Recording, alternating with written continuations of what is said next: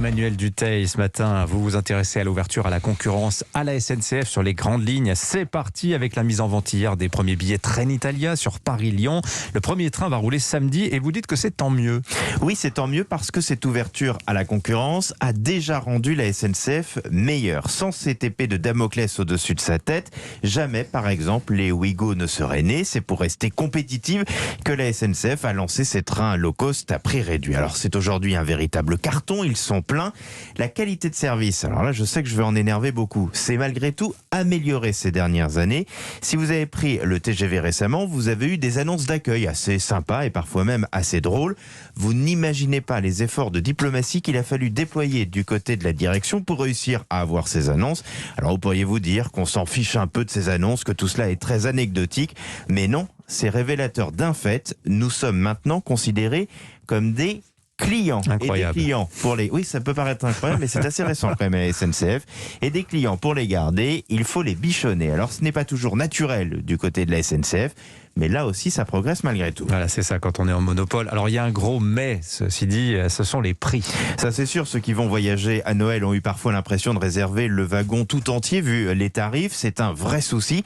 Mais là aussi, la révolution est malgré tout en marche. Il y a vraiment maintenant des petits prix de dernière minute et surtout, la carte avantage qui vient d'être lancée permet vraiment des réductions notables, y compris au dernier moment. J'ai pu l'expérimenter sur mon trajet de Noël, acheté récemment pour faire un Paris-Nantes. Ce n'est pas un hasard si tout cela est un énorme succès.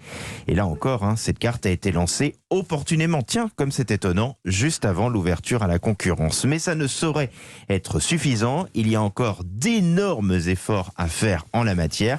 Et la concurrence va obliger la SNCF à progresser là-dessus et à augmenter bien évidemment la qualité de service. Les Italiens de Trenitalia arrivent sur le Paris-Lyon, la ligne la plus rentable de la SNCF, avec une offre de qualité qui va forcer la compagnie nationale à réagir. Est-ce qu'elle a les moyens de riposter ? Largement, on adore détester la SNCF, mais c'est une compagnie en qui on a confiance. La technologie TGV est l'une des plus réussies au monde. Le maillage TGV est très, certains diront trop, mais en tout cas il est très dense. C'est l'un des réseaux les plus performants au monde. La relance des trains de nuit, même si elle est symbolique et sûrement pas au niveau, tant que les rames ne seront pas renouvelées, est un bon point aussi. Et puis la concurrence chez nous, ça veut dire aussi des opportunités pour nous. Ailleurs, la SNCF a déjà lancé Ouigo en Espagne. C'est une vraie offre de rupture dans un pays où la grande vitesse est hors de prix, bien plus cher que chez nous. La SNCF a donc totalement les moyens d'être le Orange du train. France Télécom a su se rénover pour rester le réseau leader en France malgré une concurrence acharnée. Mais pour y arriver, elle va devoir trouver le moyen de pacifier ses relations sociales. Ce n'est pas possible d'être sous le coup à nouveau d'un préavis de grève pour ce week-end, pour ce départ en vacances de Noël sur le réseau Sud-Est. C'est un moment où tout le monde a envie de se retrouver et un moment où la SNCF peut être une vraie alternative écologique. La compagnie doit trouver le moyen de nous faire préférer ces trains. Tiens, vous avez parlé de la relance des trains de nuit. Il y a notamment le Vienne-Paris qui est parti hier. Aurélien Fleureau, notre reporter, a passé la nuit à bord. Il nous dira dans le journal de 7h30 s'il a bien dormi.